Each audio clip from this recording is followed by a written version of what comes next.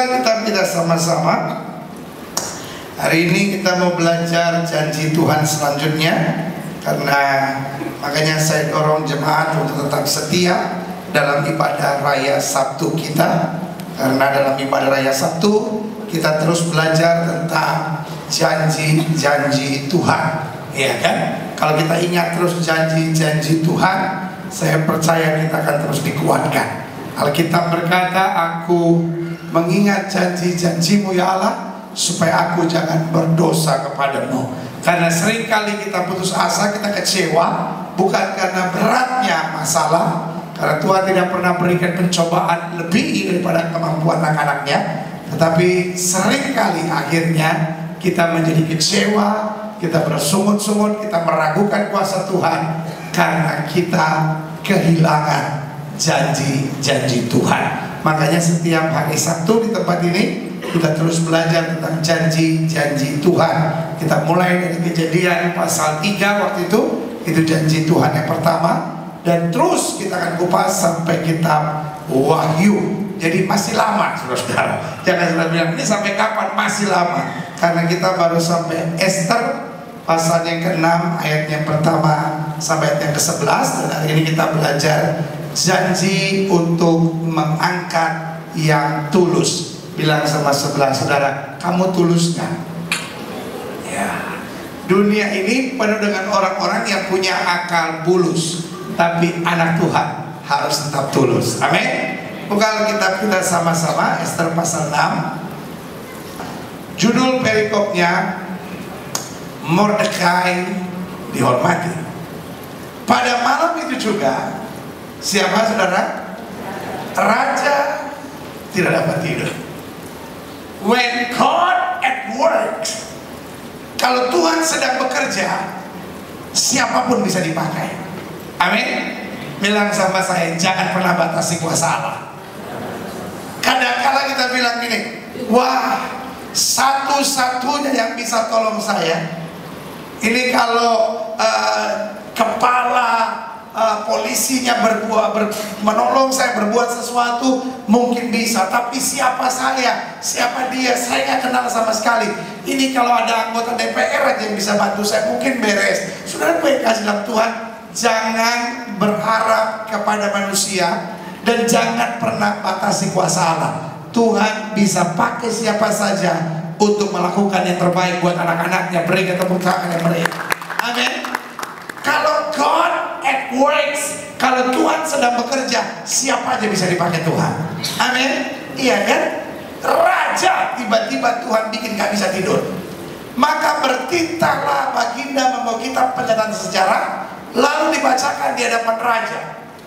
Saya mau saudara lihat step by step how God works. Kalau Tuhan kerja itu amazing sekali. Bayangkan, mulai dari apa? Raja gak bisa tidur. Nanti saudara akan lihat kenapa raja gak bisa tidur.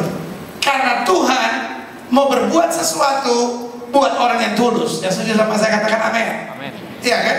Tetapi how God start, bagaimana Tuhan mulai, dia bikin raja gak bisa tidur. Makanya saya terlalu percaya, for God, buat Allah saya, nothing is coincident. Gak ada yang kebetulan. Sama-sama bilang sama saya, buat Tuhan gak ada yang kebetulan. Orang dunia bilang kebetulan. Waktu itu raja lagi gak bisa tidur.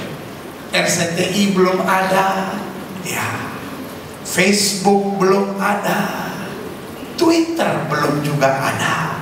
Saya percaya kalau waktu itu udah ada Twitter, pasti Raja Ahasveros nge-tweet gini, apa yang bikin gua gak bisa tidur hari ini? Iya kan? Pulang kiri balik kanan, tak kunjung mata ini terpejam. Ah, itu kan? Tapi Facebook belum ada, Twitter belum ada, TV belum ada, radio belum ada. Akhirnya dia bilang sama pegawainya, "Hei, ambil buku pencatatan sejarah, lalu dibacakan di hadapan raja." Dan di situ kebetulan. Ah, ini kan? Awalnya karena raja gak bisa apa? Tidur. Lihat nggak how God start? Buat Tuhan gak ada perkara yang kebetulan. My God is the best manager ever. Allah saya ngatur segala sesuatu yang luar biasa. Dia mau berkati orang tulus yang namanya Mordekai. Lihat cara kerjanya luar biasa. Dia bikin raja apa? Tidak bisa tidur. Kebetulan dia lagi pengen untuk dibacakan buku sejarah. Coba kalau dia lagi pengen dibacain Tom and Jerry atau si Pitung, mungkin ceritanya lain. Pokoknya dia lagi ingin dibacakan kitab pelajaran sejarah. Dan di situ, kalau mau pakai bahasa dunia bilang, kebetulan buku yang sedang dibuka didapati satu catatan tentang apa? Mordekai, anak Tuhan, orang Yahudi, seorang yang tulus, yang pernah memberitahukan bahwa Bigtan dan Teresh, dua orang sida-sida raja yang termasuk golongan penjaga itu, telah berikhtiar membunuh Raja Ahaswerosh. Ayat yang ketiga. Maka bertanyalah raja. Kebetulan raja tiba-tiba mikir, kan orang lagi separuh ngantuk kan, tidur belum bisa. Pernah nggak sudah begitu? Tidur belum bisa, ya kan? Tidur belum bisa, semangat juga belum bisa, ya kan? Ini nih. Ini yang paling nyebelin. Biasanya otak kita yang kayak gini ini belum normal, saudara. Tiba-tiba raja pengen nanya, kehormatan dan kebesaran apa yang dianugerahkan kepada Mordekai oleh sebab perkara itu, ya kan? Ini kan semua kebetulan aja nih orang dunia bilang, ya kan? Kita kalau lagi dibacain sejarah, cerita sebelum bobo gini, ngapain kita mau pikir susah-susah? Dia udah dapat sesuatu belum? Biasanya kan gini, udahlah pasti dia udah dihargai sesuatu lah. Masa ya kerajaan gak memperhatikan? Maka bertanyalah raja, kehormatan atau besar apakah yang dianugerahkan kepada Mordekai oleh sebab perkara itu? Jawab para biduan dan raja yang bertugas pada baginda, kepadanya tidak dianugerahkan suatu apa. Untung tiba-tiba otak warasnya muncul. Coba kalau otak biasa yang muncul, paling raja cuma bilang gini, kasihan. Ngerti sampai sini? Iya, paling raja bilang kasihan. Jadi belum dapat apa-apa. Tapi otak warasnya lagi muncul. Lalu dia bilang apa? Maka bertanyalah raja, siapakah itu yang ada di pelataran? Pada waktu itu Haman baru datang di pelataran luar istana raja untuk memberitahukan kepada baginda bahwa ia hendak menyulahkan siapa?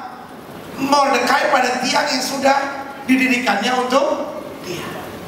Rupanya Haman sedang benci-bencinya kepada Mordekai. Kenapa Haman sedang benci-bencinya? Karena Haman lewat, semua orang berdiri dan memberi hormat kecuali Mordekai. Karena buat orang Yahudi tidak boleh tunduk kepada siapapun kecuali kepada Allah. Sehingga buat Mordekai ini sesuatu yang bertentangan. Tapi buat Haman ini sesuatu yang sangat menyakitkan. Sehingga Haman tanya, siapa itu dia? Dia orang Yahudi, selesaikan dia. Mulai bunuh dia, habis itu bunuh seluruh keturunannya. Saudara yang kasih dalam Tuhan, Tuhan kalau pakai orang itu aneh-aneh. Sama-sama bilang sama saya, Tuhan kalau pakai orang itu aneh-aneh. Tuhan aneh-aneh. Nah, lihat. Belum kajian. Saudara sekarang jadi aneh-aneh. Sama-sama bilang sama saya, Tuhan kalau pakai orang itu aneh-aneh.